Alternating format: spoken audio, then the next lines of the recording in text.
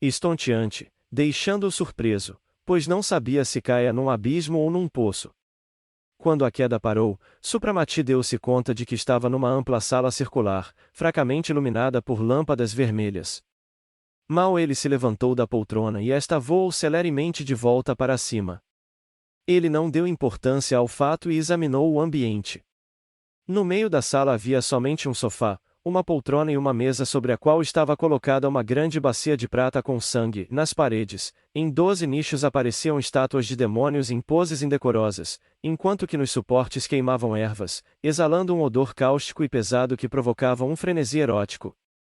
Por todos os cantos, viam-se caras repelentes de larvas materializadas, lisas, inchadas de sangue consumido, tomadas de paixão animalesca e prontas para atacarem o mago, somente sendo contidas pelos espíritos dos elementos. Estes, entretanto, estavam muito debilitados pelas emanações contagiosas da casa e, não obstante, lutavam bravamente. Supramati, aliás, também se defendia por conta própria. Com a sua poderosa vontade, que poderia deslocar rochas de granito, ele esvaziou prontamente os nichos jogando ao chão as estátuas que se quebraram em pedacinhos.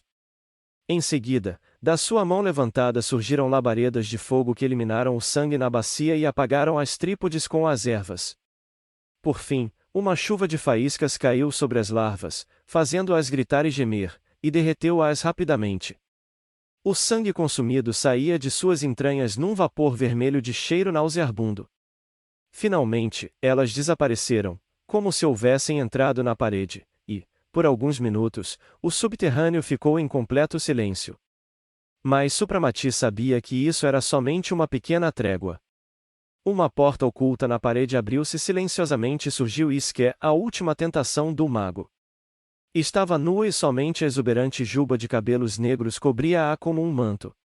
Ela parou a 2 passos de Supramati, devorando-o com os olhos. Seu corpo, de formas magníficas, tremia de paixão.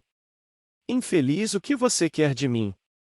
Tome cuidado ao se aproximar, pois a minha pura chama interior poderá queimar o seu corpo envenenado. Provícios, pronunciou severamente Supramati. O que eu quero? Eu quero você. Você é maravilhoso, como uma ilusão encantadora. Amo você e o desejo tanto, como a nenhum outro homem na minha vida. Dos elementos, Supramati elevou-se para a superfície, e após alguns minutos já estava em seu laboratório. Um pouco mais tarde chegou Nivara, descorado, com hematomas por todo o corpo e roupa rasgada, mas com ar triunfante. Oh, mestre! Exclamou. Agora já posso dizer que escapei do inferno. Só uma coisa me preocupa, parece-me que acabei com uns 20 satanistas, enfim, não calculei direito e os choques elétricos foram muito fortes. Você agiu no seu direito de legítima defesa. Quem encosta-se a um aparelho elétrico deve aguentar as consequências. Mas não se preocupe, Shelon irá ressuscitá-los. Já eu fiz algo mais cruel. Para castigar Isque, tirei-lhe a visão e a fala e nem Shelon conseguirá curá-la, pois ela ousou tocar em um mago. Mas chega de falar nisso. Precisamos tomar um banho rapidamente para limpar-nos e lavar as nossas roupas, pois estamos cheirando a carniça. 1 hora mais tarde os 2 adeptos se sentaram para um frugal jantar. Mestre, o que fazer com as 2 vítimas salvas por você? Apesar de estarem sem o palácio, elas não são cristãs. Não, elas são indiferentes a qualquer credo. Entretanto, os acontecimentos de hoje certamente curaram-nas do satanismo e assim tentaremos convertê-las. Na grande batalha que se aproxima serão exatamente estes indiferentes os mais fáceis de converter. Como você sabe, Shelon prepara um duelo ocultista comigo. Lutas semelhantes acontecerão em todos os lugares, pois os satanistas começarão a desafiar os nossos irmãos e isso é muito bom. O orgulho dos filhos de Satã força-os a esse combate ousado, no qual eles certamente serão derrotados. Nós contamos com esta derrota para realizar inúmeras conversões. Vai ser um espetáculo curioso. Obtemperou Nivara. Demasiado curioso e instrutivo. Todo o mal acumulado por séculos entrará na arena para testar o seu poder. E ai daqueles que pervertem a multidão e a empurram para o mal.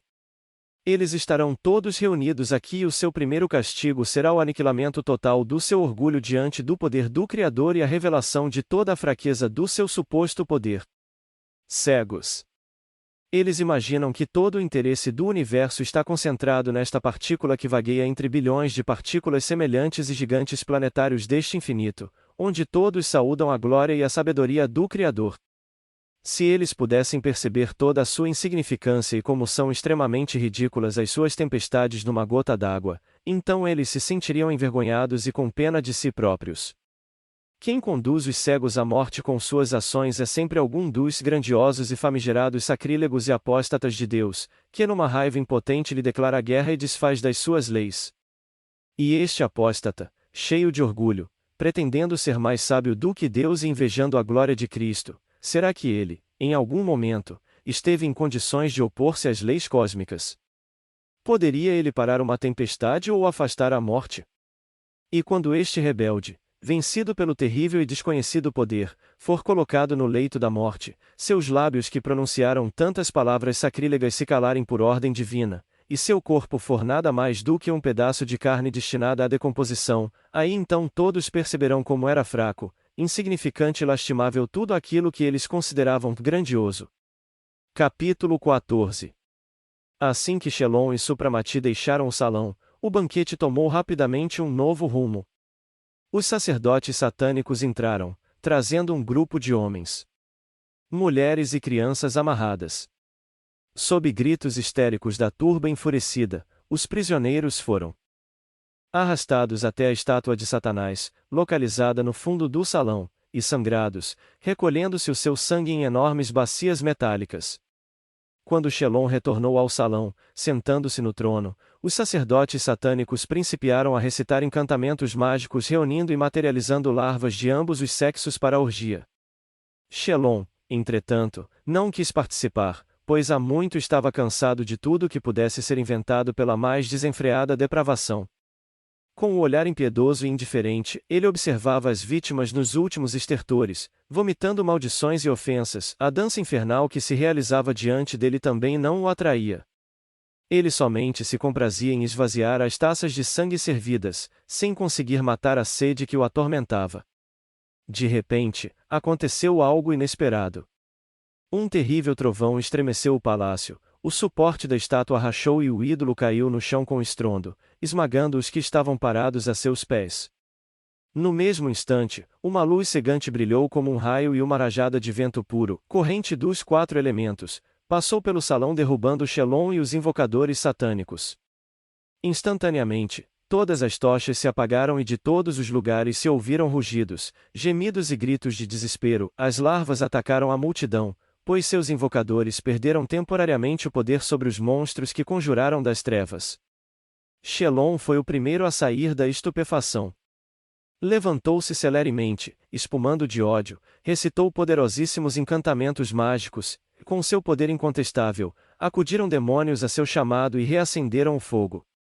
Depois, ele espanou as larvas usando descargas elétricas e só então examinou o campo de batalha em que havia se transformado o salão. Muitas pessoas foram estraçalhadas e seus restos ensanguentados se espalhavam pelo piso. Muitos dos sacerdotes luciferianos também foram mortos e jaziam no chão com profundas feridas no pescoço. Berrando, rugindo e aos empurrões, a turba assustada correu para a saída, mas o ameaçador chamado de Shelon deteve-os. Ele sufocava com o pensamento de que os convidados postos para correr pelo poder do mago, convencidos da sua derrota, tentavam salvar-se fugindo do palácio. Mal teve tempo de se recuperar para pronunciar um discurso condizente com a situação, quando no salão irromperam algumas mulheres junto com Madin. O horror estampava-se em seus rostos. Pálido e transtornado, Madin informou ao seu senhor que Isquia fora encontrada desfalecida no subterrâneo, mas o mais terrível é que ela estava envolta por uma névoa azulada que não permitia a aproximação de ninguém. É o maldito fluido do mago, cochichou Madin. Shelon ficou estarrecido por instantes, mas esforçando-se para recuperar o autodomínio, gritou roucamente: e sangue! Preciso de sangue para um banho. Correram para os reservatórios, mas estes estavam vazios e o sangue recolhido das jarras não foi suficiente. Shelon saltitava de fúria, mas inesperadamente, ao ver perto dele um homem jovem e forte, agarrou o punhal e enfiou-o em sua garganta. Com o sangue que correu em abundância encheram alguns grandes recipientes, no entanto nada mais poderia conter a multidão em fuga. Sabia-se que em momentos de fúria, ninguém, nem mesmo o mais íntimo, estava a salvo do punhal de Shelon, e mesmo que o assassinato tivesse se tornado algo comum que não despertava a atenção de ninguém, cada um queria salvar a própria pele.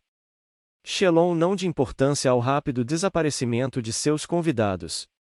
Acompanhado por Madin e pelos carregadores de sangue, ele desceu ao porão, onde Iske ainda jazia imóvel. Quando a molharam com sangue ainda quente, a névoa azulada desapareceu por completo e já se podia tocá-la. Assim, levaram-na aos seus aposentos. Shelon mandou preparar um banho, despejou na banheira alguns preparados de odor forte e lá deitou Iske, ainda paralisada. As mulheres saíram e Shelon ficou sós com o secretário. O corpo de Iske estava cheio de queimaduras, e, estranhamente, duas faixas de luz branca cobriam como ataduras seus olhos e boca. Eu lhe avisei e implorei para não desafiar o mago. Ele possui um terrível poder. Veja os ferimentos de Iske. Vou curá-la imediatamente, retrucou Shelon, com uma ponta de orgulho. Madin balançou a cabeça. Você se esquece de que estas queimaduras não são comuns. Elas foram provocadas pelo fogo celestial que o ermitão do Himalaia possui. Madin acertara. Nem encantamentos nem remédios mágicos ajudaram e, ao contrário, só aumentavam as feridas. Por fim, os gemidos e espasmos de Iske indicaram que ela voltava a si. Aprumando-se com esforço, ela gesticulou indicando que queria escrever. Madin trouxe imediatamente lápis e papel e Iske, com a mão trêmula, rabiscou. Ele me deixou cega e muda, não consigo ver e nem pronunciar uma palavra. Salve-me, Shelon, se você é tão poderoso quanto ele, devolva-me a visão e a fala. E acometida por novas convulsões, ela voltou a deitar-se. A partir daquele dia, começou uma feroz batalha entre as forças do inferno e a vontade do mago. Shelon empregava em vão todos os seus esforços e conhecimentos, invocando poderosíssimos demônios e convocando os mais destacados sábios luminares do satanismo. Todos os esforços se dissolviam contra a inquebrantável vontade de Supramati. Desanimada, indiferente a tudo e sofrendo dores torturantes, Iske permanecia deitada, cada dia mais só. As visitas de Shelon à sua rainha ficavam cada vez mais raras. Na presença dela, dominava uma estranha, obscura e antagônica irritação, além de torturante consciência da própria impotência.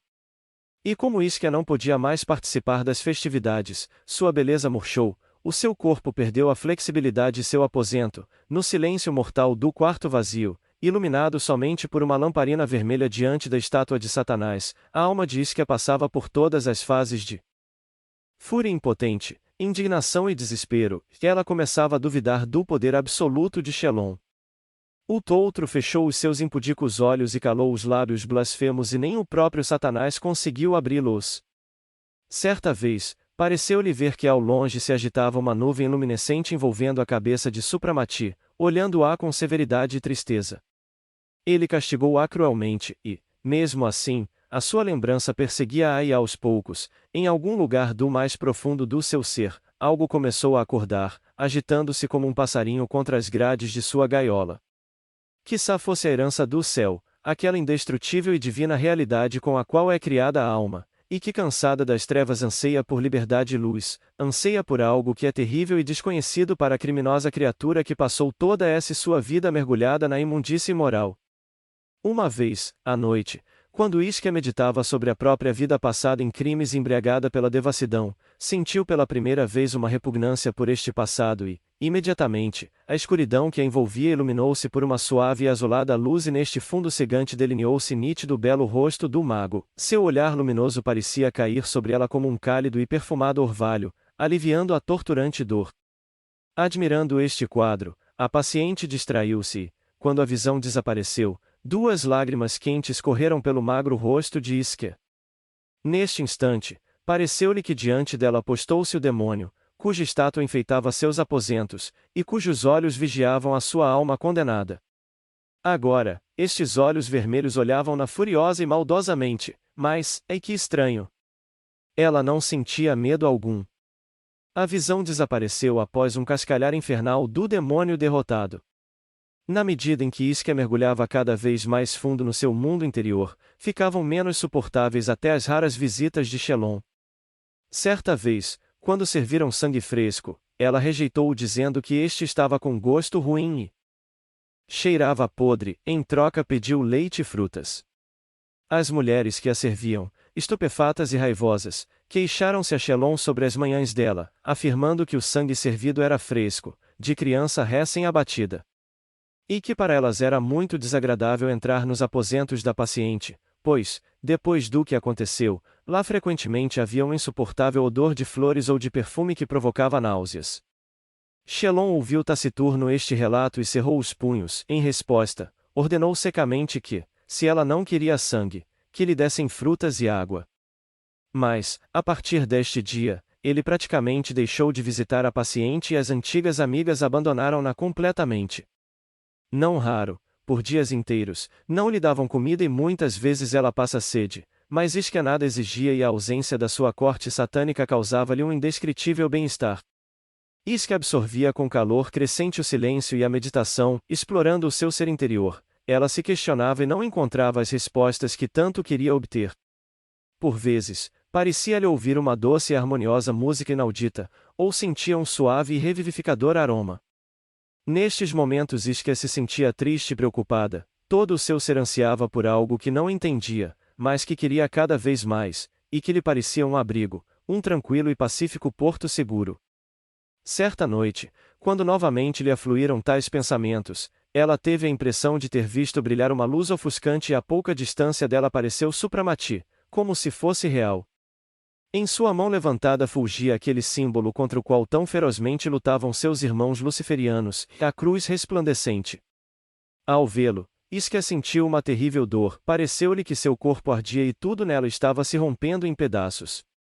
De repente, ela desceu da cama, caiu de joelhos e uma torrente de lágrimas inundou seu rosto. Oh! Ouviu-se com sofreguidão do fundo de sua alma dilacerada. Quem me poderá dizer onde está a verdade, nas trevas ou na luz? O olhar luminoso do mago parecia denotar tristeza e compaixão.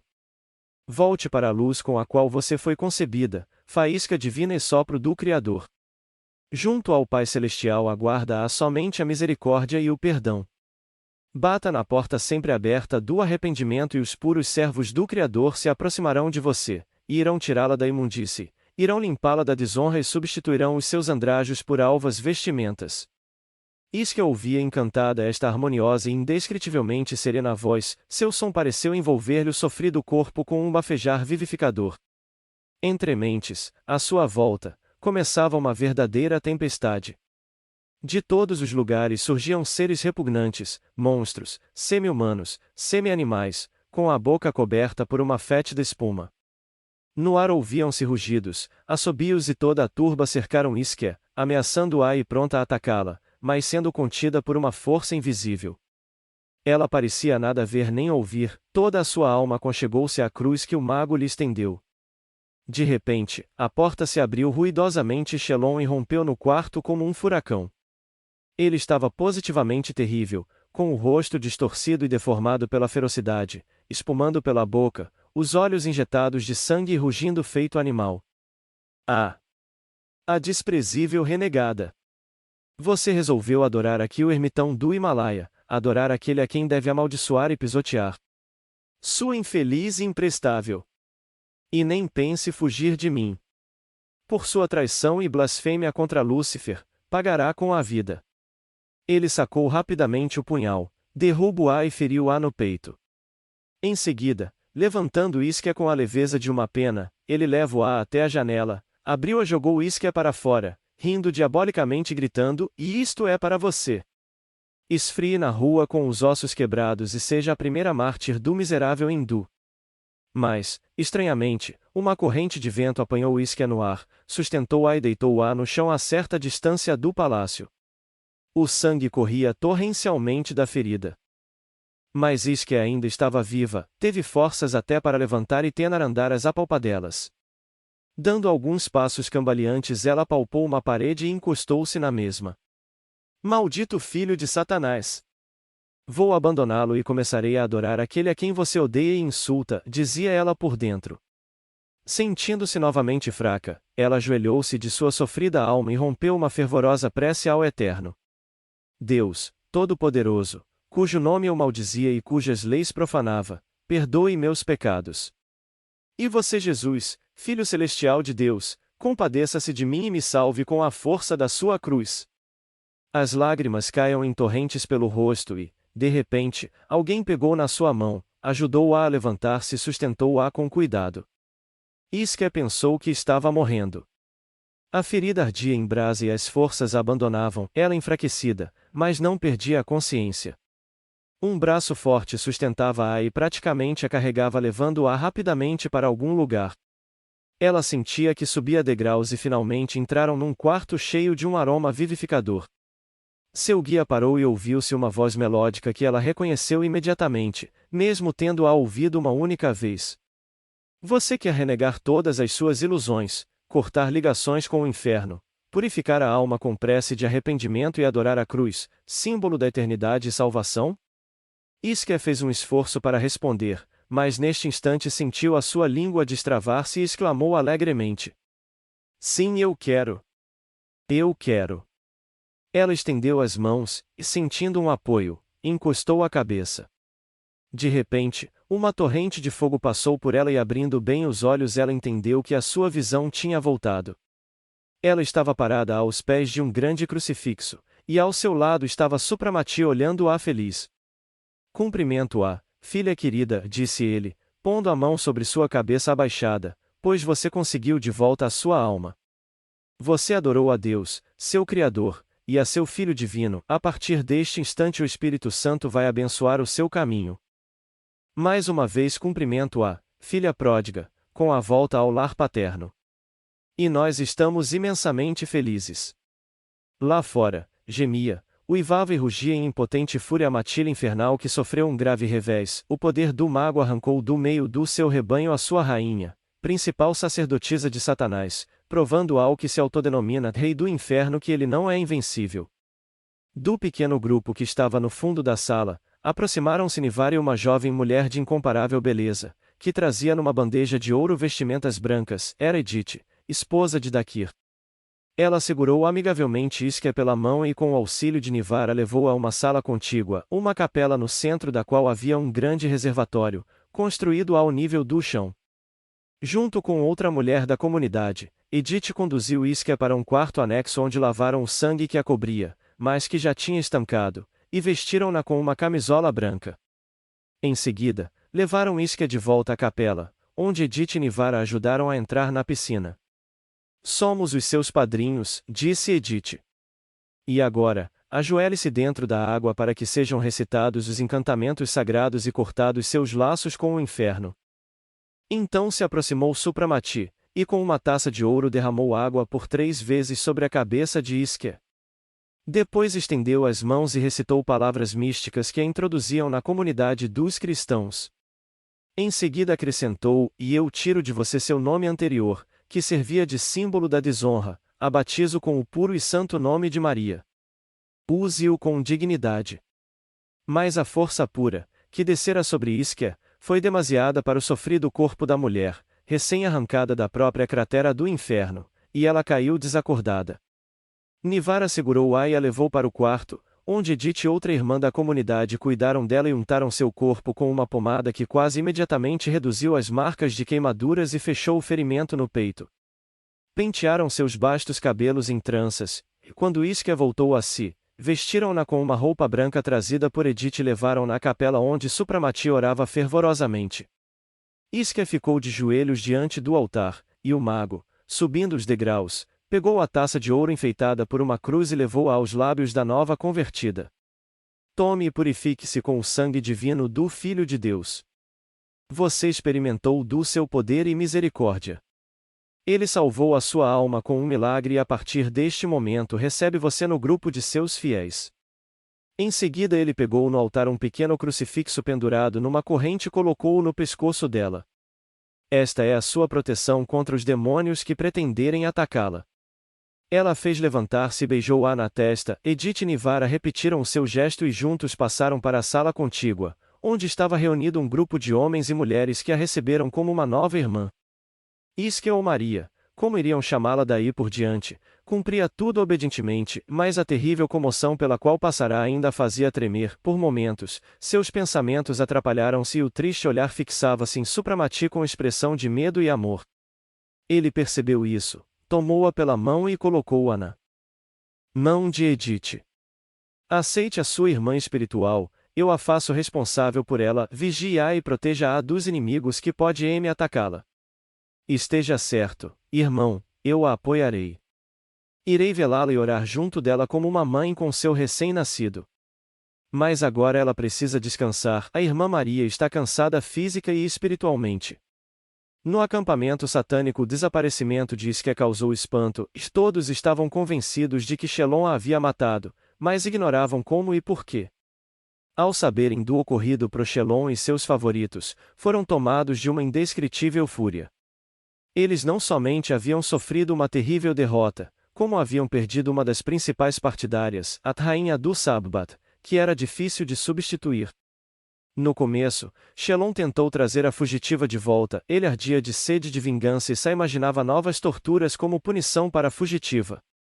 E, embora ele apelasse para a sua ciência, invocasse legiões de demônios e se esvaísse em encantamentos e feitiçarias, Isque permanecia desaparecida. Ela não saía dos muros do palácio de Supramati, proibido para a matilha de Shelon. Finalmente, um belo dia, a traidora desapareceu de Xargrado e quando Shelon conseguiu localizar seu rastro ela já estava em segurança na casa de Dakir, para onde foi levada por Edith. Mesmo fervendo de fúria impotente, Shelon decidiu adiar temporariamente a perseguição de sua vítima para guardar todas as suas forças para o terrível duelo ao qual desafiou Supramati. Agora ela sabia que a luta com o eremita do Himalaia seria terrível e perigosa, o resultado da luta era duvidoso até para ele, e mesmo entre seus mais ferrenhos defensores vislumbrava-se um medo aparente e dúvida quanto à vitória. Algumas vozes até pediam a Shelon para desistir e não se arriscar nesse enfrentamento, não tentar as terríveis forças do céu, mas foi tudo em vão. Em sua vaidade satânica, Shelon estava surdo e cego, a sede de vingança e a esperança de humilhar o inimigo entorpeciam qualquer outro tipo de raciocínio. Ele queria provar a Supramati que o mal era o seu patrimônio e que nesta área ele era e continuaria a ser o senhor, quebrando qualquer reação. Além disso, ele contava com a atmosfera impregnada de miasmas maléficos, sangue e crimes. Por outro lado, em vista da grande quantidade de luciferianos, havia para cada crente pelo menos 1 milhar de descrentes. Todos estes motivos, tomados como um todo, deveriam consumir e destruir a luz, o que enfraqueceria o mago, ou talvez, até o paralisaria, ainda que fosse ajudado pelos irmãos himalaios, cujo número deveria ser bastante reduzido. Os adeptos de Shelon nunca antes o tinham visto tão sombrio, cruel e raivoso. Seu ódio ao poderosíssimo oponente e a Deus, adorado pelo mesmo, tomou uma incrível dimensão e ele se preparava para o combate furiosa e energicamente. Convocou de todas as partes do mundo poderosíssimos magos negros, com os quais passava dias e noites invocando demônios e legiões de espíritos das sombras, e repassando os milagres que iria usar no duelo. E como, até então, conseguia realizar tudo facilmente, o orgulho e a certeza da vitória apoderaram-se dele cada vez mais, enchendo o seu coração com um triunfo cheio de ódio. Sua derrota só poderia acontecer por acaso.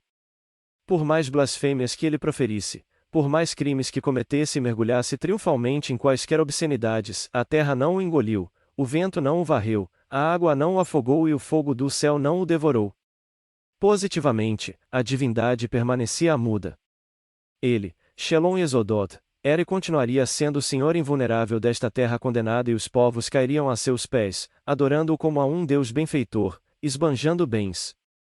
Finalmente todos os dirigentes das regiões receberam ordens para anunciar em todos os cantos, através de anúncios, telefones e por todos os meios disponíveis a data em que Shelon Exodot, filho de Satanás e senhor do mundo, iria medir forças num duelo de magia com o príncipe indiano Supramati, mago do Himalaia.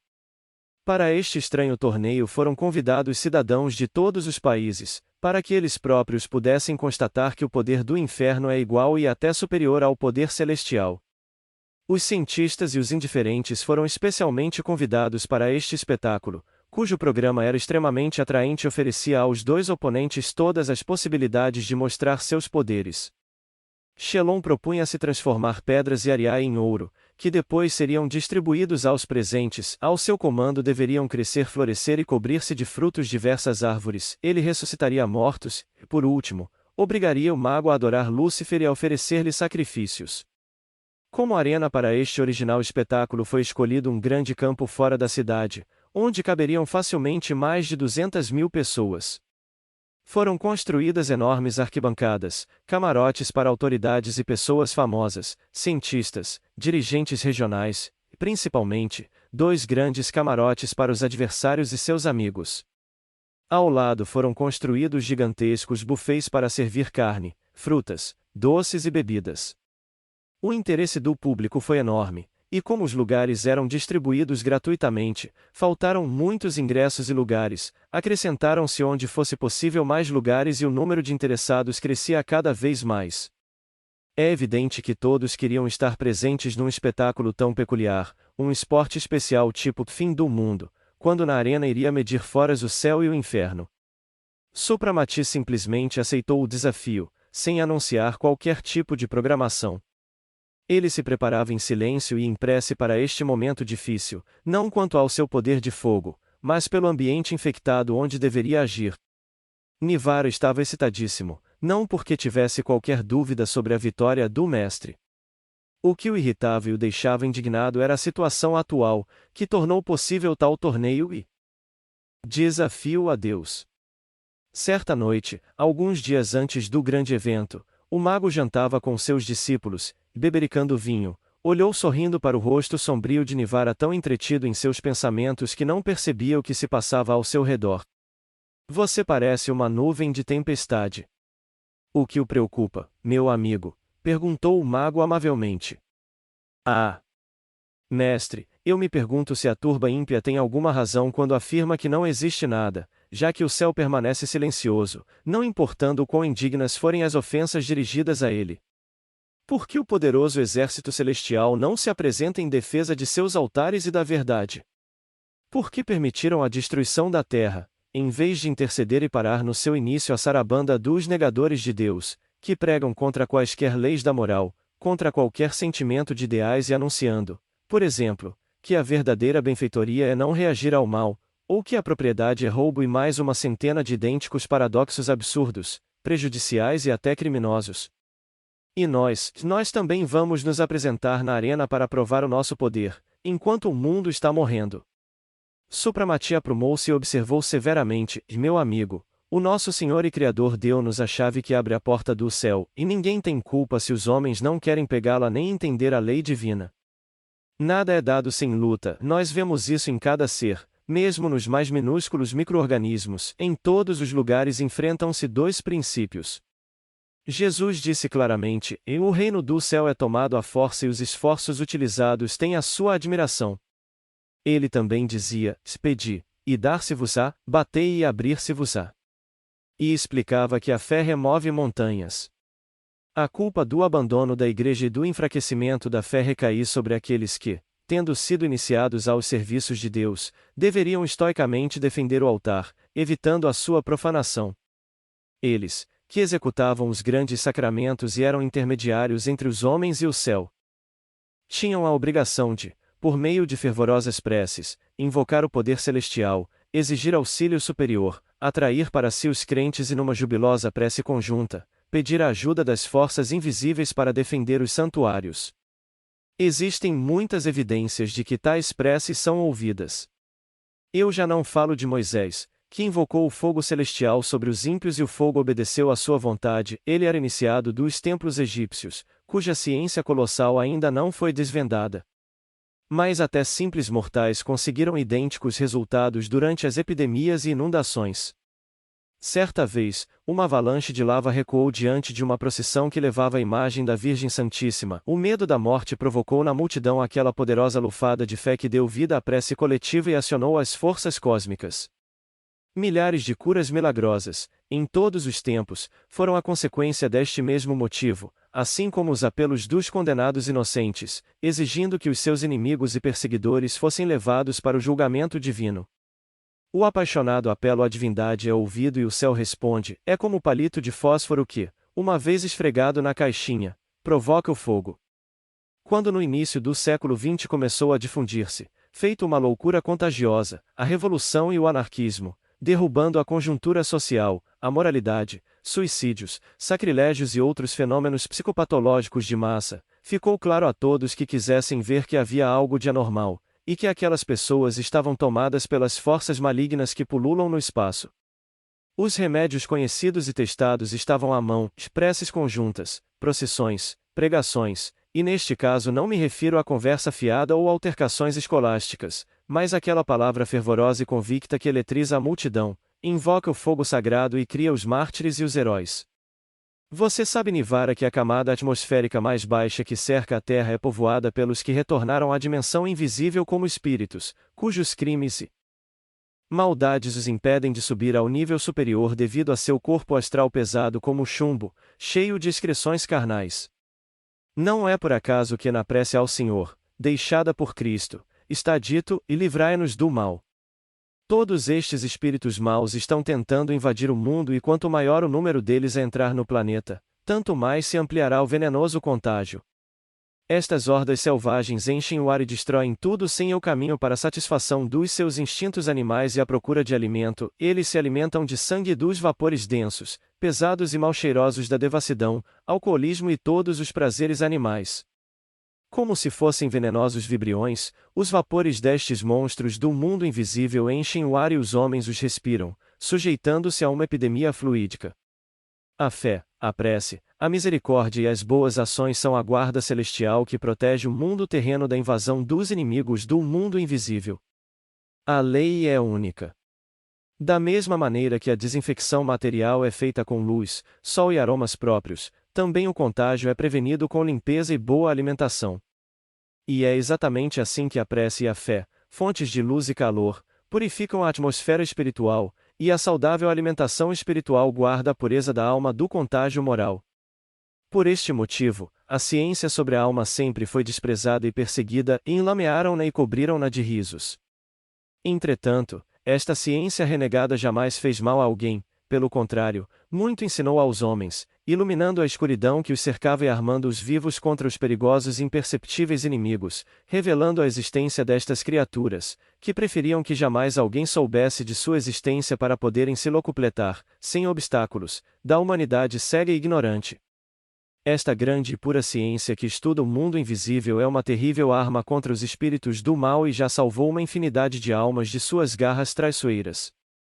Concluindo, repito que a responsabilidade pelo ocorrido recai sobre a indiferença da Igreja e da sociedade, especialmente de crentes.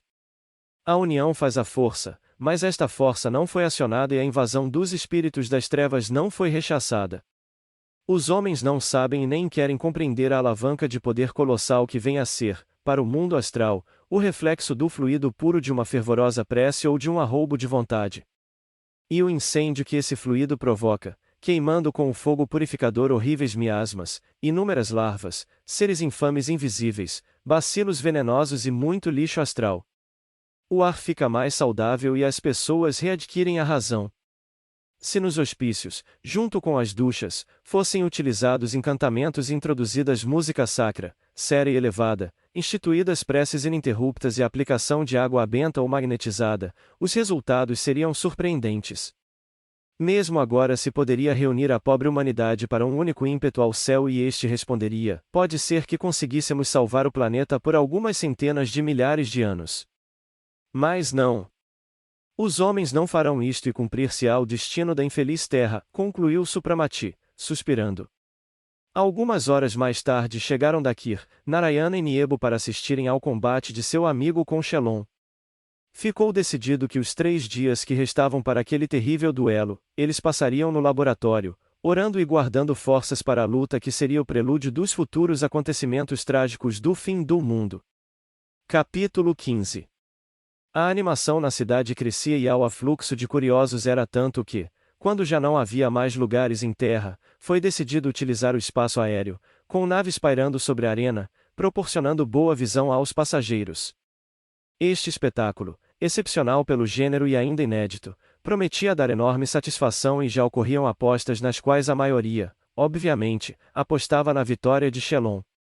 Era de inaudito atrevimento este indiano, absolutamente desconhecido, querer lutar com o mais poderoso homem da época, filho do próprio Lúcifer.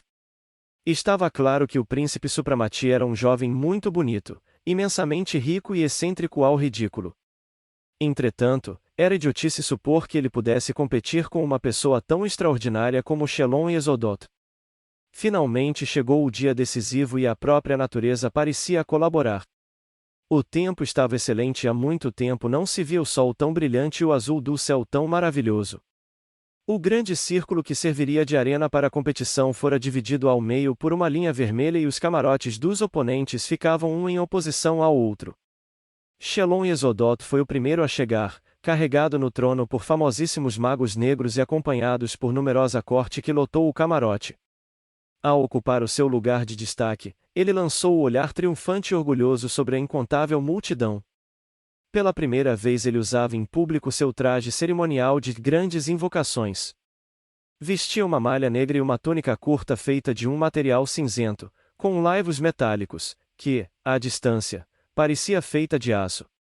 No peito havia uma imagem de cabeça de bode com olhos de rubi e do cinto pendia uma espada mágica de cabo negro, inteiramente cravada de diamantes. Na cabeça usava uma larga faixa dourada com símbolos cabalísticos esmaltados, coroada por 2 chifres maciços e retorcidos. Sobre os ombros destacavam-se 2 asas dentadas, feitas de um metal fino e maleável, um raro trabalho de arte, que estavam amarradas com fitas do mesmo material cinzento. O traje, lúgubre, mas original, combinava bem com a beleza demoníaca de Shelon, tendo impressionado a multidão que o saudava com muito barulho, enquanto os feiticeiros traçavam círculos no chão, preparavam trípodes com ervas e resina ou erigiam o altar onde Lúcifer deveria aparecer. O camarote do príncipe indiano permanecia vazio e a turba ficava cada vez mais impaciente. Alguém até gritou, ele ficou com medo. Desistiu e fugiu. Mal esta frase correu pela multidão, o camarote do mago se iluminou com uma suave, mas brilhante luz azulada, e junto à balaustrada, surgiram 5 homens vestidos de branco. De onde eles apareceram ninguém os viu entrar e nenhum veículo terrestre ou aéreo havia se aproximado do camarote. Isto causou um grande espanto, provocou um profundo silêncio e os olhos dos presentes fixaram-se naquelas misteriosas pessoas, jovens, bonitos, com rostos sérios e olhos flamejantes. Quase imediatamente toda a atenção se concentrou em Supramati, que descia lentamente os degraus para a arena. Ele também usava pela primeira vez em público seu traje de mago, uma longa e alvíssima túnica, amarrada por um cinto de seda, e um turbante de musselina. O símbolo sobre seu peito brilhava com uma luz ofuscante e na mão trazia a espada mágica, cuja larga e brilhante lâmina parecia em chamas. A multidão olhava-o com involuntário respeito e jamais Supramati esteve tão belo e encantador como nesse instante, caminhando calma e dignamente. Seus grandes e luminosos olhos brilhavam com aquela vontade poderosa ante a qual tudo parecia se submeter. À sexta distância do camarote parou, levantou a espada e traçou no ar um sinal fosforescente que, cintilando e silvando, cortou o ar feito um raio e desapareceu no espaço. Alguns instantes após, o profundo silêncio foi rompido pelo ribombar de um trovão como se aproximasse uma tempestade e no céu apareceu um enorme objeto incandescente voando em altíssima velocidade. Logo se pôde perceber que caia um meteorito de raras proporções. A multidão ficou pasma de terror e até se ouviram gritos quando o bólido caiu na terra a alguns passos do mago, enterrando-se profundamente na terra. Supramati subiu calmamente sobre a pedra ainda incandescente e parou, apoiando-se sobre a empunhadura da espada mágica como se à espera de seu oponente. Um rubor passageiro percorreu o rosto de Shelon. Ele levantou-se e em altos brados dirigiu-se à multidão, anunciando em poucas palavras que decidiu participar. Daquela competição com o mago indiano, que ousara desafiar o Rei das Trevas, para provar a todos o poderio do seu pai, Lúcifer, e, portanto, estava convencido de sua vitória sobre o fanfarrão himalaio. Indiferente às suas palavras, Supramati permaneceu impassível. Shelon desceu para a arena e iniciou suas invocações. As veias na sua testa incharam, as asas negras injetaram-se de rubor ígneo e a espada mágica cintilou no ar, traçando sinais cabalísticos. Nuvens negras juntaram-se, desceram ao chão e línguas de fogo lambiam o ar e a terra. Quando as nuvens se dissiparam, todos viram que a areia e as pedras, previamente preparadas, brilhavam ao sol feito ouro. Entre os espectadores ouviram-se gritos de admiração e a multidão devorava com os olhos os montes do cobiçado metal que os especialistas confirmaram na hora ser realmente puro. Shelon lançou um olhar triunfante para Supramati e com um gesto apontou-lhe para os montes de areia ali preparadas. Supramati levantou sua espada, sua ponta acendeu-se em luz ofuscante, no ar surgiram sinais cabalísticos e uma chuva de faíscas caiu sobre as pedras e areia. Incendiadas imediatamente, estas refletiam todas as cores do arco-íris, e quando apagaram, também havia se transformado em ouro. Mas, no mesmo instante, da mão levantada de Supramati cintilou um relâmpago que caiu sobre os montes de ouro de Shelon. Estes se cobriram de uma fumaça negra, crepitaram e transformaram-se numa massa cinzenta que se desmanchou em cinzas. Tente destruir a minha obra como fiz com a sua, propôs calmamente Supramati. Shelon e seus assessores vociferavam de ódio, mas apesar de todas as suas tentativas não conseguiram destruir o ouro do mago, que os especialistas reconheceram ser de extrema pureza, sem qualquer aditivo. Aliás, os magos negros rapidamente desistiram de suas tentativas, pois os fluidos que emanavam o ouro de Supramati os enfraqueciam e provocavam tonturas. Um rumor de espanto correu pelo público, mas os olhares ferozes de Shelon e o seu rosto deformado pela ira infernal amedrontaram os espectadores e a multidão emudeceu. Você é um feiticeiro mais forte do que eu imaginava, mas isto ainda é ninharia, zombou Shelon, medindo Supramati com um olhar hostil. E virando-se de costas, iniciou novos encantamentos. Logo, da terra e do apareceu uma densa fumaça que, rodopiando velozmente em espiral, enrodilhou-se. Quando a fumaça se dissipou, todos viram claramente um tronco de árvore que emergia lentamente da terra, cobrindo-se de folhagens e frutas verdes que amadureciam rapidamente, assumindo uma coloração dourada. Os feiticeiros arrancavam os frutos e os arremessavam para a multidão, que satisfeita agradecia aos brados ao ver que eram laranjas de primeira qualidade. Os olhares curiosos dirigiram-se agora para Supramati. Este levantou em silêncio a espada, girou-a sobre a cabeça e depois, reverenciando todos os 4 pontos cardeais, pronunciou fórmulas e traçou sinais que dominavam os elementos. Instante depois a luz do dia transformou-se numa penumbra violeta através da qual mal se distinguiam os objetos. O vento levantou nuvens de poeira e relâmpagos cintilantes cotavam o céu, toda a atmosfera parecia estalar e ferver com um surdo ribombar e diferentes aromas, por vezes cáusticos, por vezes suaves, que mudavam com a velocidade estonteante. No meio deste caos, destacava-se nitidamente na penumbra alva figura do mago, cercada de feixes de faíscas. A turba estupefata emudeceu de espanto, mas quando se dissipou a penumbra violeta ouviram-se por todos os lados gritos de admiração. Numa grande área da arena, reservada para Supramati, verdejava um pequeno bosque de árvores frutíferas e arbustos cobertos de flores. Por entre a folhagem entreviam-se diversas frutas e uma grande macieira estava toda florida como se coberta por uma camada de neve. Tudo o que vem aqui, dirigiu-se Supramati à multidão fascinada, é o trabalho da chama purificadora do éter. Enquanto aquilo, e apontou para a laranjeira de Shelon, é uma manifestação do diabo, que cria as coisas a partir dos dejetos do caos. Portanto, que desapareça e se desfaça a enganadora ilusão do inferno. Ele estendeu a mão, virando o cabo cruciforme da sua espada na direção da obra do oponente. Imediatamente a cruz soltou uma chama que incendiou a árvore. As folhas enrolaram-se com estalo e os frutos arderam como bolas incandescentes, tomando uma aparência esverdeada, expelindo uma fumaça amarela e mal-cheirosa. Em seguida, diante dos olhos dos espectadores, essas laranjas transformaram-se em cobras que aos silvos desapareceram por dentro da terra. Quase ao mesmo tempo ouviram-se gritos na multidão, e os que comeram as laranjas caíram em convulsões e Niebo e Nivara correram imediatamente sem eu auxílio. Com os olhos injetados de sangue e os braços cruzados no peito, Shelon mal podia conter a raiva. Espumando pela boca ele vociferava impropérios, enquanto os magos e feiticeiros que o assessoravam tremiam de medo e estavam pálidos como sombras. Eles sabiam que se Shelon não resistisse ao poder do feiticeiro todos estariam arriscados a perecer de uma morte horrível. A excitação da multidão fascinada aumentava cada vez mais. Não havia dúvida de que o prestígio de Shelon estava abalado. O filho de Satanás sentiu isso e foi buscar auxílio na própria insolência. Endireitando-se orgulhosamente, ele gritou com voz rouca: "O que aconteceu aqui nada prova. Isso é brincadeira de crianças. Eu quero ver se ele pode ressuscitar um morto de fato", rugiu ele. E antes que as suas pretensões pudessem ser percebidas, Shelon correu para uma das tribunas, junto da qual se aglomerava o povo, agarrou uma encantadora jovem e golpeou-a no peito com seu punhal. A infeliz caiu sem um gemido, cobrindo de sangue o assassino e o chão da arena. Mas Shelon não deu importância ao fato.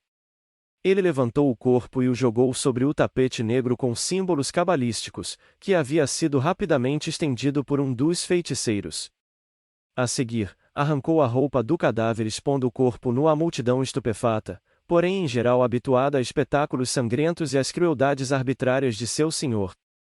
A excitação de Shelon chegou às raias da loucura, ele traçava com a espada sinais cabalísticos e com voz enfurecida gritava encantamentos.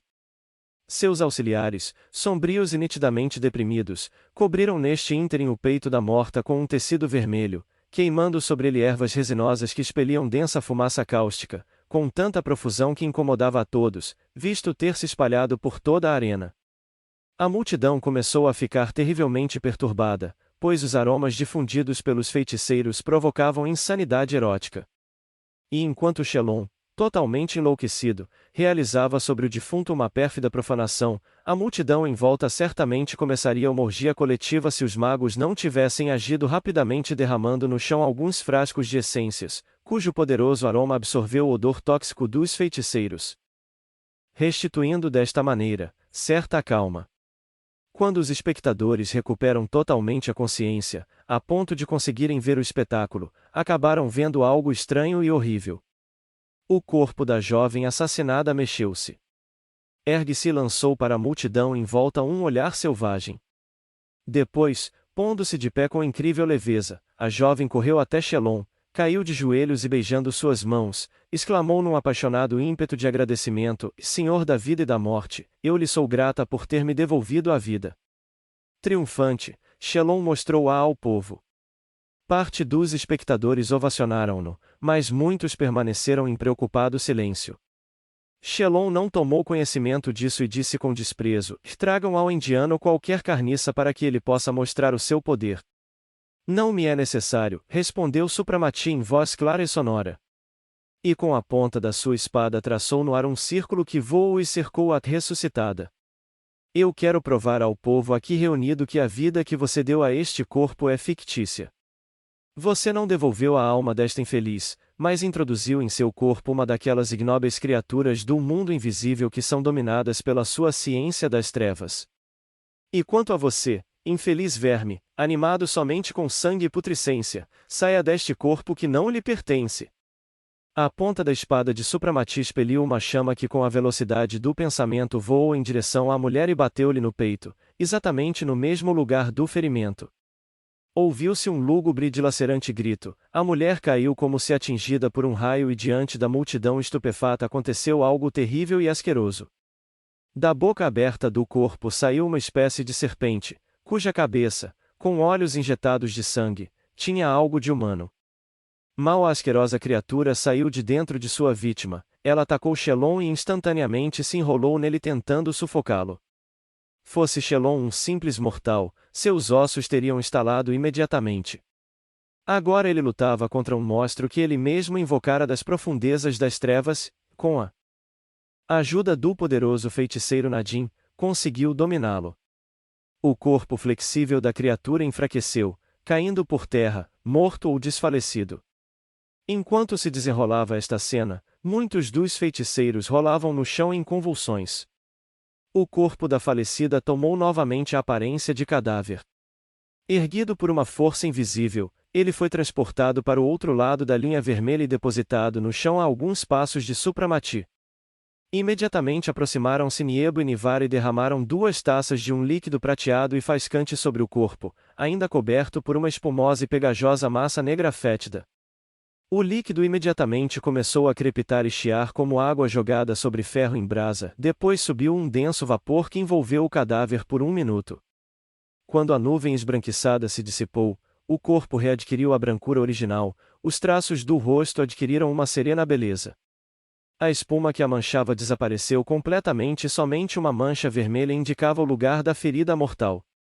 Então Supramati ajoelhou-se, segurou as 2 mãos da falecida e levantando os olhos para o céu, proferiu com sentimento: permita, meu Pai Celeste, através do meu poder puro, que a alma banida deste corpo de modo criminoso e a força retorne para a sua moradia terrena.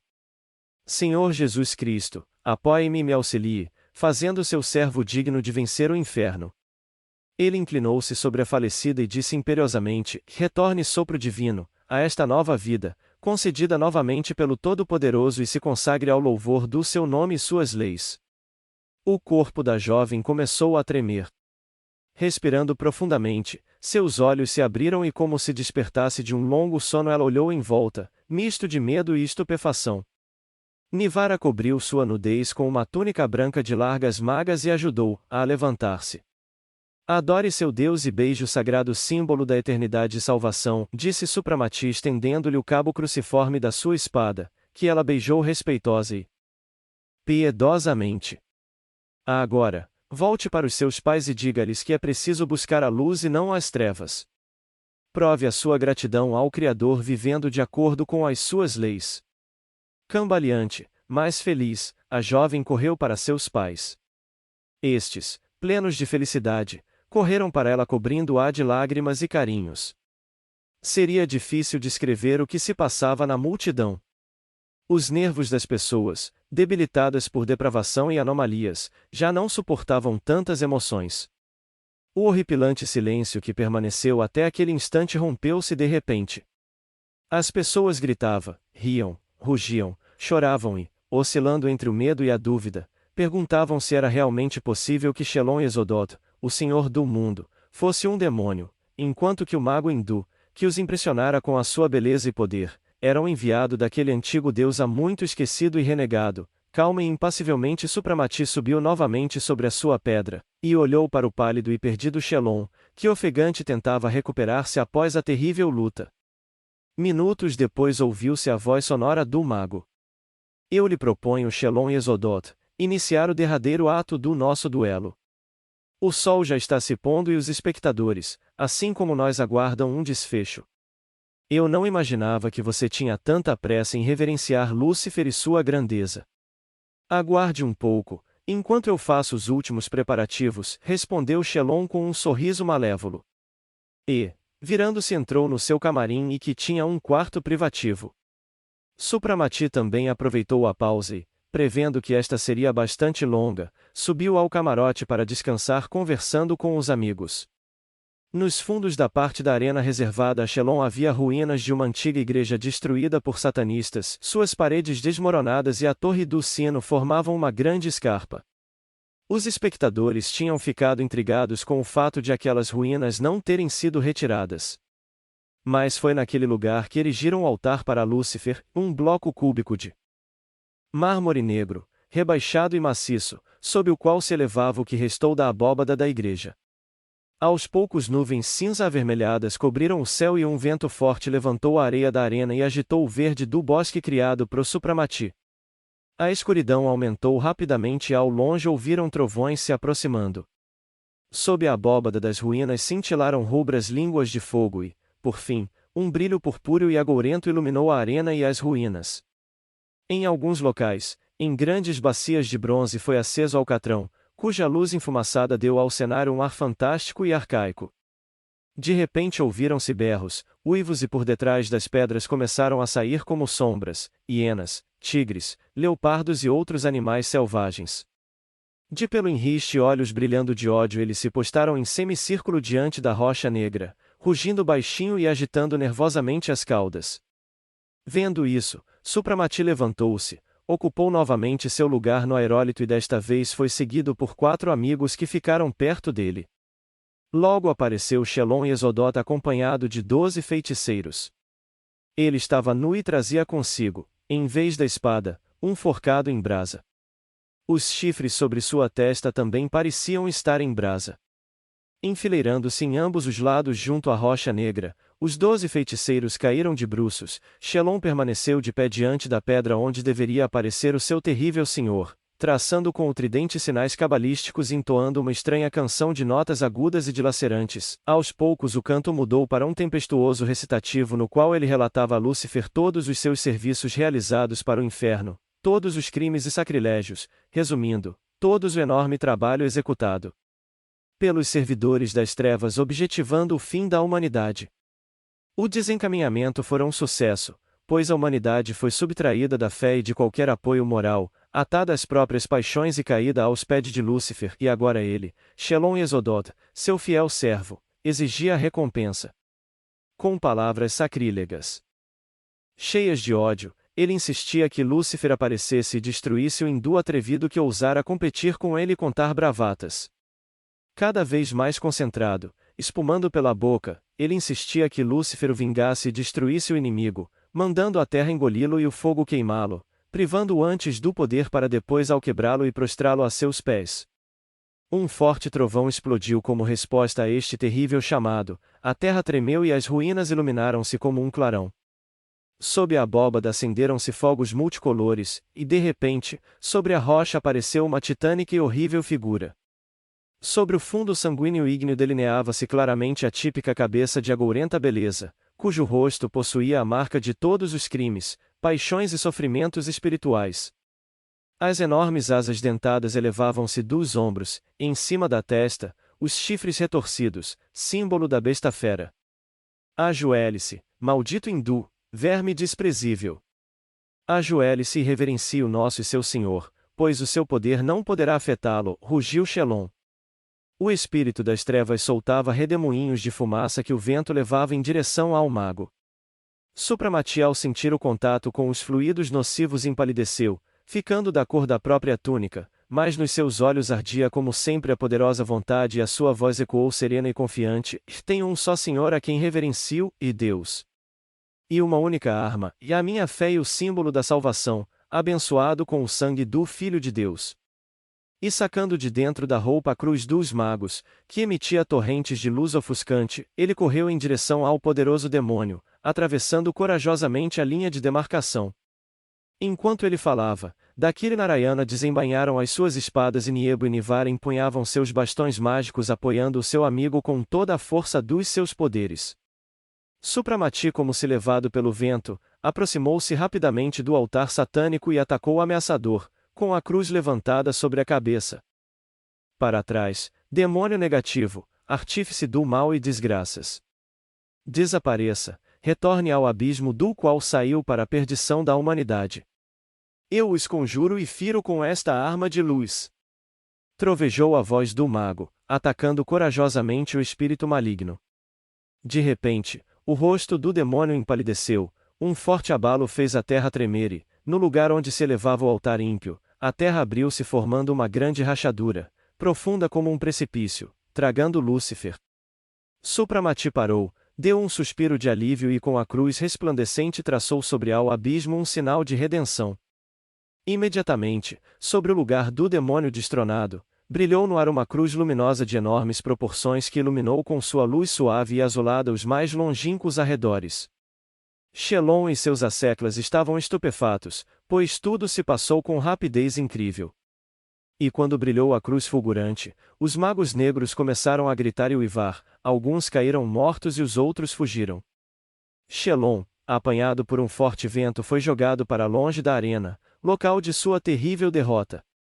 Obviamente, para as pessoas dos séculos passados, como por exemplo, do século XX, tais acontecimentos ao ar livre, em plena luz do dia e diante dos olhos de milhares de espectadores pareceriam inacreditáveis, mas a regra geral é esta: quanto mais se desenvolve o poder, maior é a sua manifestação. O mesmo aconteceu com o poder ocultista. Quanto maior poder adquiria o invisível, tanto mais frequentemente e com maior intensidade ele revelava a sua presença. Infelizmente, o inferno manifestava mais, o céu e o número de fiéis diminuía. Apáticos, indiferentes e desunidos, eles desperdiçavam a sua força e poder, enterravam os dons recebidos, enquanto o quartel, general das trevas, enérgica e ameaçadoramente, abria o seu caminho.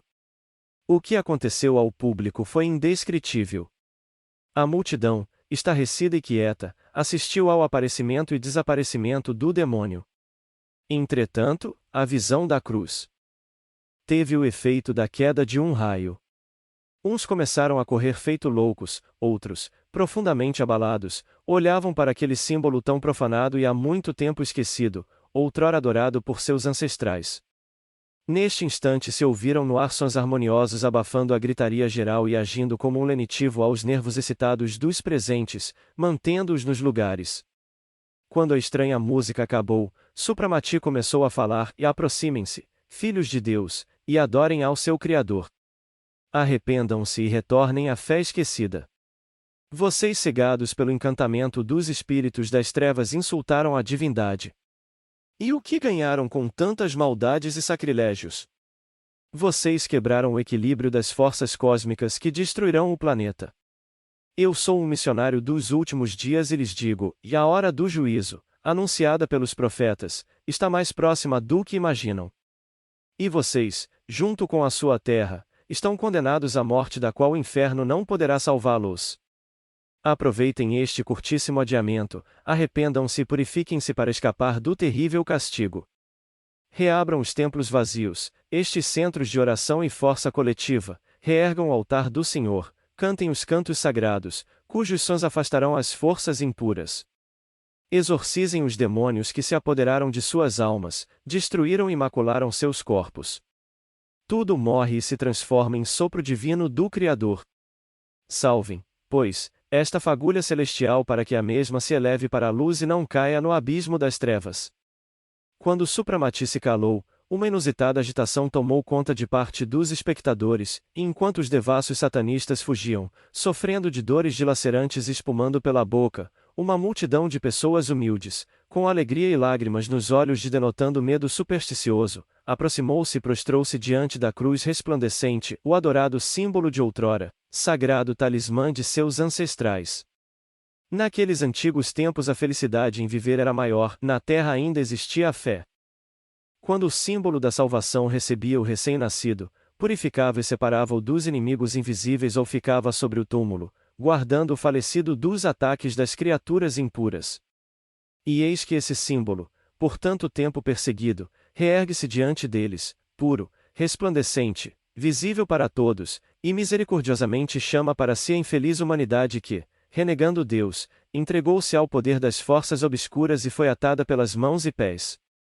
Tomados de um êxtase repentino, estas pessoas que desaprenderam a orar caiam de bruços, elevavam as mãos para a cruz e com lágrimas nos olhos repetiam as palavras que os magos lhes ensinaram: